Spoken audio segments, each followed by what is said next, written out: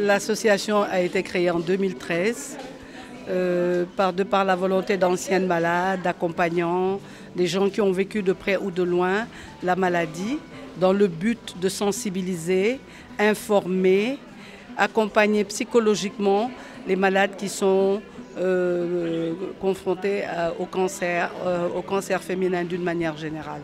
Nous, on est là pour soutenir les malades du cancer, des cancers féminins, leur apporter notre soutien psychosocial, les accompagner dans ce long parcours et difficile parcours qu'est le cancer.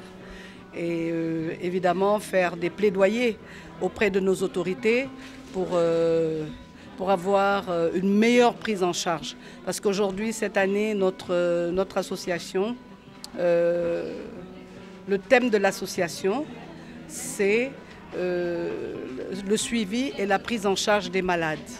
Parce que nous estimons que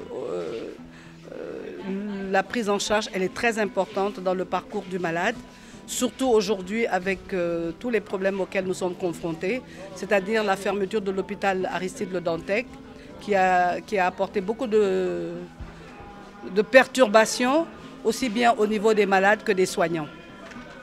Oui, alors les activités, évidemment, parce que sans partenaire, on n'aurait pas pu faire tout ce qu'on fait, hein. Nous faisons appel à toutes les bonnes volontés qui peuvent nous accompagner, les sociétés, les personnes civiles et tous les partenaires qui peuvent nous accompagner. Nous faisons appel et c'est grâce à cela que nous pouvons faire tout ce que nous faisons. Et dans ce cadre-là, d'Octobre Rose, cette année, nous avons 2 caravanes, nous avons 3 caravanes, des campagnes de dépistage que nous appelons des journées diagnostiques. Nous en faisons le samedi 15 et le dimanche 16. Nous serons au centre de santé de l'hôpital, au centre de santé des HLM 5 pour faire des dépistages, pour faire des journées diagnostiques avec une équipe complète de tout ce qui tourne autour de la cancérologie. Et nous allons offrir des mammographies gratuites à ces femmes-là qui vont venir. Les femmes qui sont éligibles, bien sûr, à la mammographie, parce que tout le monde n'est pas éligible à la mammographie. Mais nous allons faire aussi des conférences de sensibilisation auprès de ces personnes-là. Demain, nous allons au lycée international bilingue des Almadies, Nkowaka, pour faire une conférence de sensibilisation avec les enfants. Parce que vous savez, les enfants d'aujourd'hui seront les adultes de demain. Donc il faut qu'on les conscientise sur les problématiques qui tournent autour du cancer. Tout en sachant que le cancer, la prévention, c'est l'hygiène de vie, l'hygiène alimentaire et autres. Donc nous mettons vraiment un accent sur la sensibilisation. Parce que nous disons, pour avoir un taux de prévalence, pour ne pas qu'il n'y ait plus assez de personnes arrivant dans les structures avec des cancers avancés, il faut éduquer, il faut informer, il faut sensibiliser les populations. Nous serons à Sédhiou, nous irons à Sédhiou et à Bombali, et chez notre Sadio Mané national.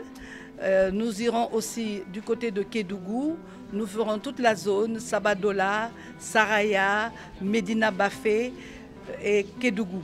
En fait, l'association met un accent sur les dépistages que nous faisons dans les régions.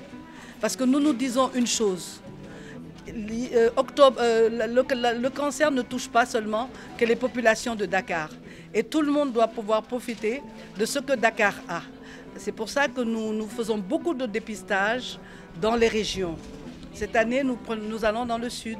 L'année dernière, nous étions du côté de Saint-Louis, dans la région du fleuve. Et toute l'année, mais ce n'est pas seulement en Octobre Rose que nous avons ces activités-là. C'est des activités que nous déroulons toute l'année. Tous les mois sont roses. Seulement, la seule différence, c'est que l'Octobre Rose est une vitrine qui nous permet de communiquer beaucoup plus avec les populations sur le cancer du sein particulièrement. Nous avons prévu 1000 kits. Nous allons en distribuer dans tout l'hôpital. Hein. On en a donné dans tous les services liés à la cancérologie. Nous allons ensuite aller voir nos enfants, moi je dirais nos petits-enfants, hein, à l'oncopédiatrie et à la pédiatrie, parce que nous nous occupons aussi quelque part des enfants atteints du cancer. C'est la 9e édition. Hein, c'est depuis la création de l'association. Tous les ans, Octobre Rose, nous faisons une journée de solidarité et de partage, décliner les loquettes roses à l'hôpital. C'est la première année à Dalal Jamme, dans la mesure où l'hôpital Aristide Le Dantec, qui était l'hôpital de référence du cancer, a été fermé pour une reconstruction.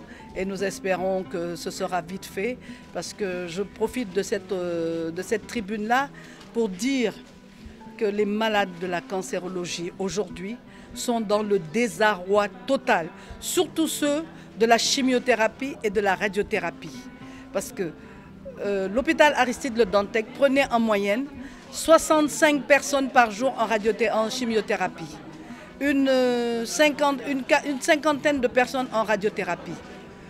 Aujourd'hui, l'hôpital Dalal Jamme n'est pas encore structuré pour prendre autant de monde.